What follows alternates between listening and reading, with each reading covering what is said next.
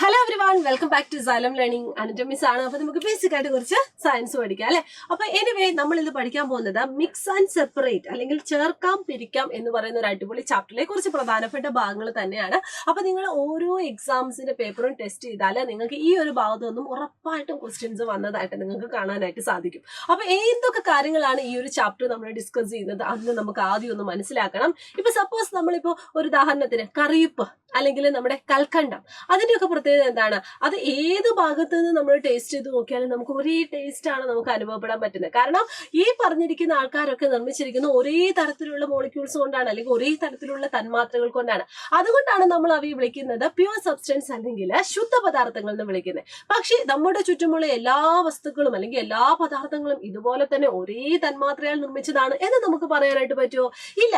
ഒരു ഉദാഹരണം പറയുവാണെങ്കിൽ നമ്മൾ ഉപ്പ് ലായനി ആയിക്കൊള്ളട്ടെ അല്ലെങ്കിൽ പഞ്ചസാര ലായനി ആയിക്കൊള്ളട്ടെ, അവിടെയൊക്കെ ഒന്നിലധികം തന്മാത്രകൾ കൂടി ചേർന്നിട്ടാണ് നിർമ്മിച്ചിരിക്കുന്നത് എന്ന് നമുക്ക് പറയാനായിട്ട് പറ്റും. അപ്പൊ ഇങ്ങനെ ഒരു പദാർത്ഥത്തിൽ തന്നെ ഒരു തന്മാത്രയ്ക്ക് പകരം ഒന്നിലധികം തന്മാത്രകൾ ഉണ്ടെങ്കിൽ നമ്മൾ ആ പദാർത്ഥത്തിനെ നമ്മൾ വിളിക്കുന്ന പേരാണ് മിശ്രിതം അല്ലെങ്കിൽ മിക്സ്ചർ എന്ന് പറയുന്നത്. അപ്പൊ മിശ്രിതത്തിന് ഒരു ഡെഫിനേഷൻ അല്ലെങ്കിൽ ഒരു നിർവചനം എന്റെ മക്കൾ പഠിക്കണം. എന്താണ് മിശ്രിതം? ഒന്നിൽ കൂടുതൽ ഇനം തന്മാത്രകൾ ഒരു പദാർത്ഥത്തിൽ അടങ്ങിയിട്ടുണ്ടെങ്കിൽ അതിനെ നമ്മൾ മിശ്രിതം എന്ന് പറയുന്നു. If there are more than one type of molecule present in a substances, it is called a mixture. ഇനി എങ്ങനെയാണ് ഈ മിശ്രിതത്തിൽ നിന്നും നമ്മൾ വേർതിരിച്ചെടുക്കുന്നത്?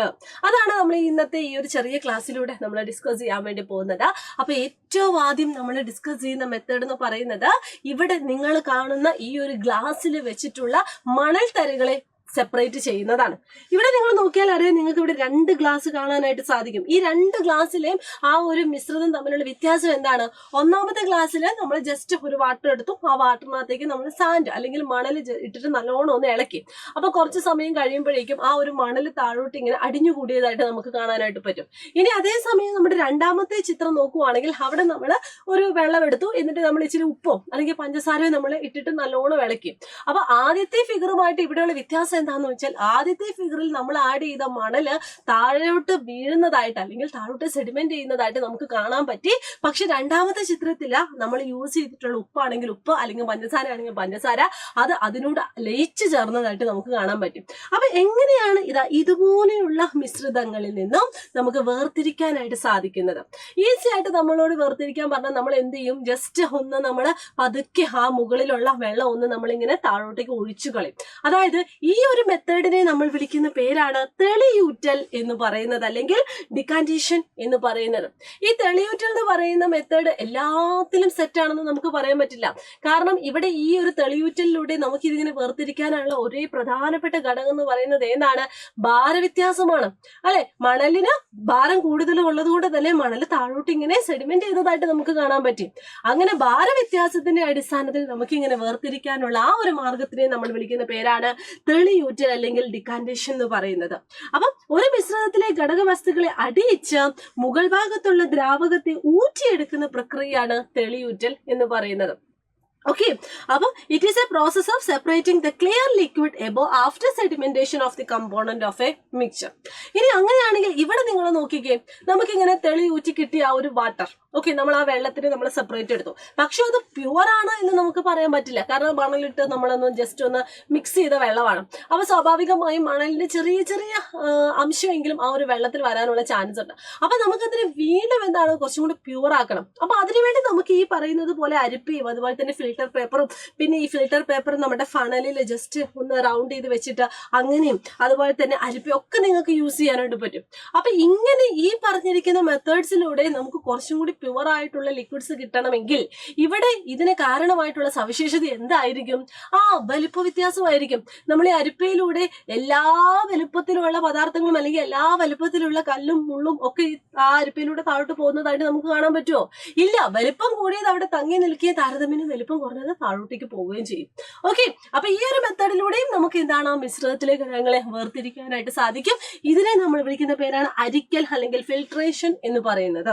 ഒരു മിശ്രിതത്തിലെ ഘടക പദാർത്ഥങ്ങളെ അരിപ്പ് ഉപയോഗിച്ച് വേർതിരിക്കുന്ന രീതിയാണ് Arikkal. It is A process of separating the constituent particle of A mixture using okay, അപ്പം നേരത്തെ നമ്മൾ പറഞ്ഞതില് ഭാരവ്യത്യാസമാണെങ്കിൽ ഇവിടെ നമ്മൾ പറയുന്നതാണ് വലുപ്പ വ്യത്യാസത്തിന്റെ അടിസ്ഥാനത്തിൽ നമുക്ക് വേർതിരിക്കാനായിട്ട് സാധിക്കും.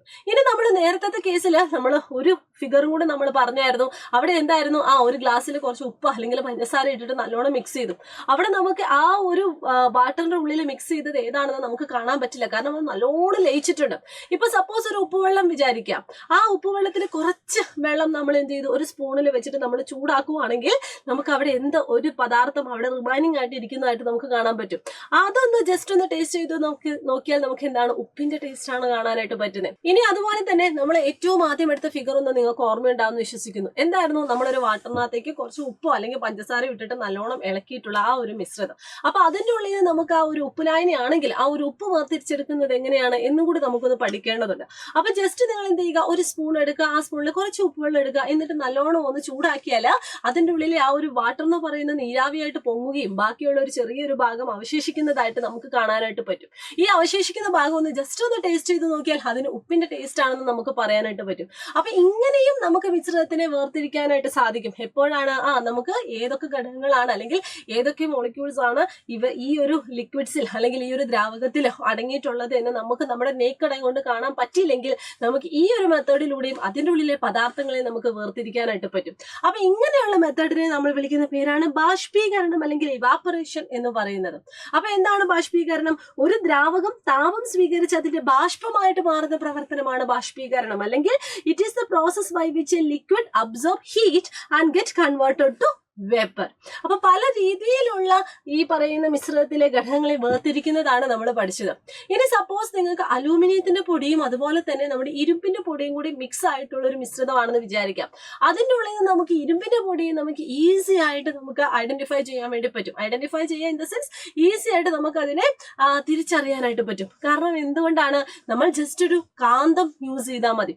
അപ്പൊ അലൂമിനിയത്തിന്റെ പൊടിയിൽ നിന്നും ഇരുമ്പ് പൊടി വേർതിരിക്കാനും നമുക്ക് എന്താണ് മാർഗങ്ങളുണ്ട്. അതിനുവേണ്ടി നമ്മൾ എന്ത് ചെയ്താൽ മതി, ഒരു കാന്തം യൂസ് ചെയ്താൽ മതി. ബിക്കോസ് കാന്തം എന്ന് പറയുന്നത് നമ്മുടെ ഇരുമ്പ് പൊടി അട്രാക്ട് ചെയ്യുന്നതാണ് അല്ലെ. അപ്പൊ നമ്മൾ കാന്തം കൊണ്ടുവരുന്ന സമയത്ത് അല്ലെങ്കിൽ മാഗ്നറ്റ് കൊണ്ടുവരുന്ന സമയത്ത് ആ അലൂമിനിയം പൊടിന്റെ കൂടെ തന്നെയുള്ള ഇരുമ്പ് പൊടി എന്ത് ചെയ്യും, കാന്തത്തിനോട് അട്രാക്ട് ചെയ്യുകയും നമുക്ക് ഈസി ആയിട്ട് ഇരുമ്പ് പൊടിയെ സെപ്പറേറ്റ് ചെയ്തെടുക്കാനും പറ്റും. അപ്പൊ കുറച്ച് കാര്യങ്ങളാണ് അല്ലെങ്കിൽ കുറച്ച് വേർതിരിക്കുന്ന കുറച്ച് മാർഗങ്ങളാണ് നമ്മൾ പഠിച്ചത്. അപ്പൊ എല്ലാവരും എന്ത് ചെയ്യുക, ഈ ഓരോ മാർഗങ്ങളെ പറ്റി ഒരു ബെറ്റർ ആയിട്ടുള്ള ഒരു ഐഡിയ ഉണ്ടാക്കുക.